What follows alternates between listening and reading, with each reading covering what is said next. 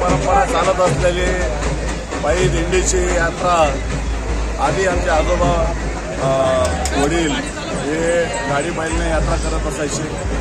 28 वर्षापासून आपण या मानाच्या रथाचं आयोजन केलं। हे 29 वर्ष आहे आणि या रथाचं महत्त्व गावोगावी आई भगवतीच्या आशीर्वादाने लाखो भक्त वाट बघत असतात, गावोगावी स्वागत होत असतं आणि हा रथ थेट सप्तशृंगी गडावर शिवालय तीर्थापर्यंत दरवर्षी जात असतो।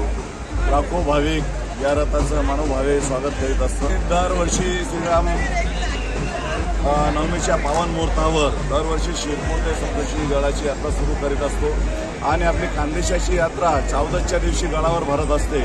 म्हणून आम्ही 14च्या दिवशी सकाळी 5व्या दिवशी गडावर पोहोचत असतो आणि या यात्रा पूर्ण झाली की आम्ही आई भगवतीचे दर्शन घेतल्यावर या यात्रेची सांगता करीत असतो।